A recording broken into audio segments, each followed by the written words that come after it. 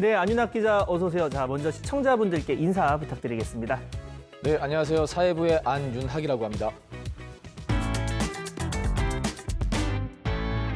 자, 오늘 이야기 나눠볼 사건 한마디로 말하자면 현직 경찰 그리고 법원 공무원이 있고요. 이들이 이제 개입한 마스크 판매 사기 사건이라고 볼 수가 있는데 처음에 어떻게 접근을 하고 시작하는지 시청자분들 궁금하실 수도 있거든요. 어떻게 된 겁니까?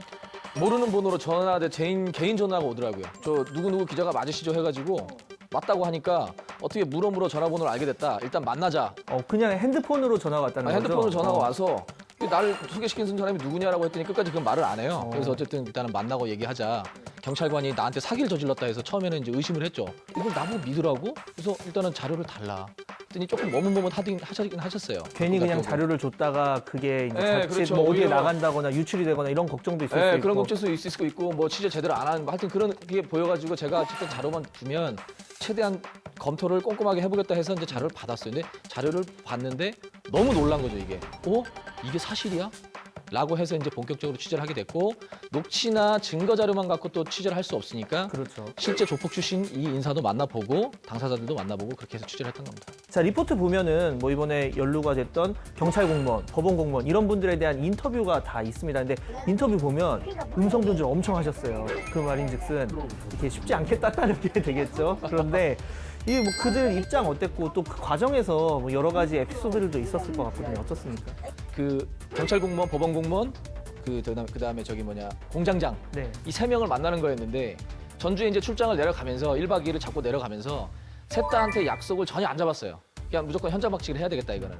그래서 한 사람이라도 만나서 오면 성공이다 해서 내려갔는데 다행히 한 사람 만나니까 줄줄이 이제 따라오더라고요. 따라온다는 건 바로 연락을 취하면서 야 서울에서 기자 왔다. 일단 만나봐야 될 것 같다.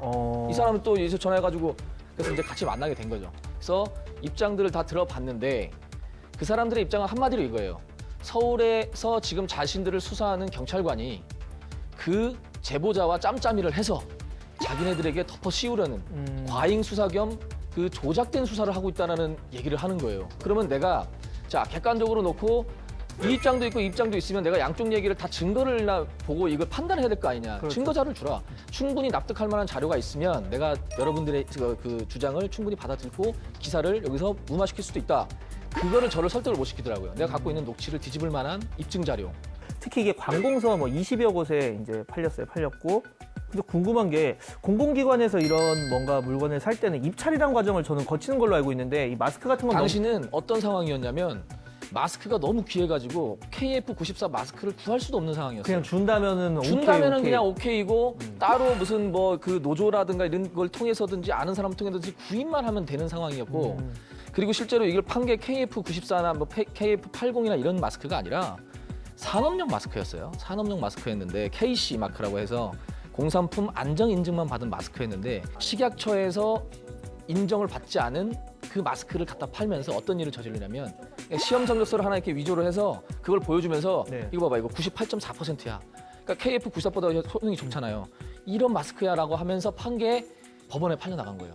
근데 일단은 법원에서도 그 공무원들이 일단 급하고 일단 막아야 되니까 사들인 거죠. 자, 불법 마스크라는 게 밝혀졌는데 지금도 팔리고 있다는 게 굉장히 충격적이었습니다. 근절이 됐어야 되는 거 아닙니까? 지금도 온라인 쇼핑몰 같은 데 가서 제가 일부러 샀어요. 예. 이게 진짜 팔고 있는가 해가지고 50장을 시켰죠. 그랬더니 배달이 오더라고요.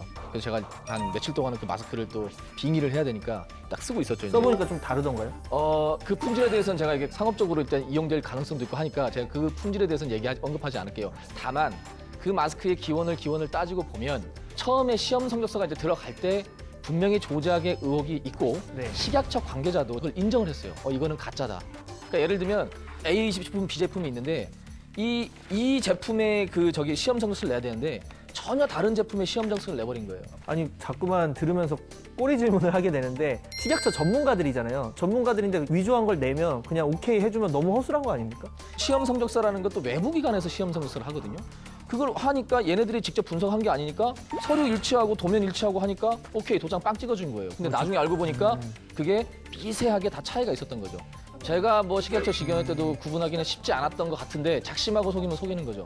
근데 그 과정이 조금 납득은 안 가죠. 자, 뭐 시청자분들 모를 수도 있겠지만 작년에 이 안윤학 기자가 자랑스러운 YTN인 대상을 예. 받으셨죠. 예, 대상을 받으셨는데 그만큼 이제 취재를 아주 똑부러지게 잘한다는 의미일 텐데 그러면 이렇게 좀 협조가 되지 않는 취재 이런 거 할 때 어떤 나만의 이거는 아주 장기다.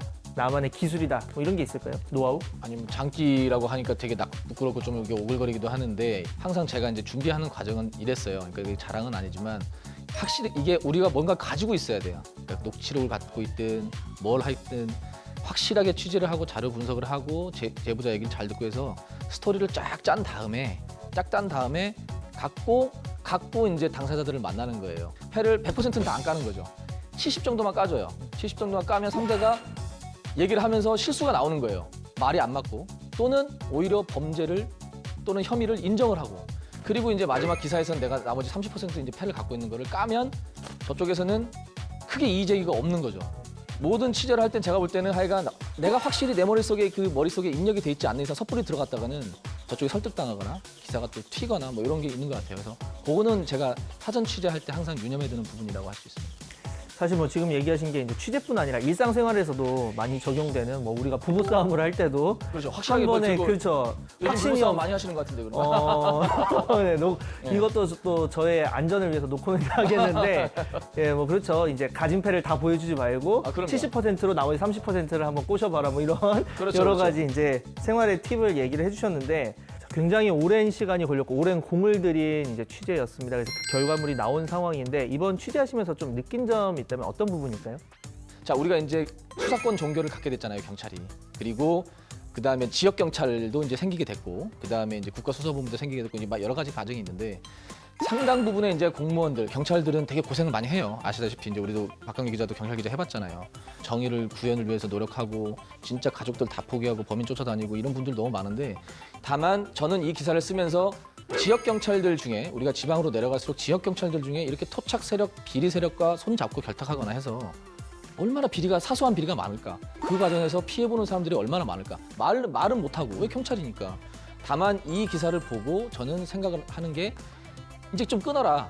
경찰이 어쨌든 위상이 높아졌고 수사 종결등도 가지게 됐고 국가수사본부도 생겼으면 자제를 하고 자정작용을 해야지.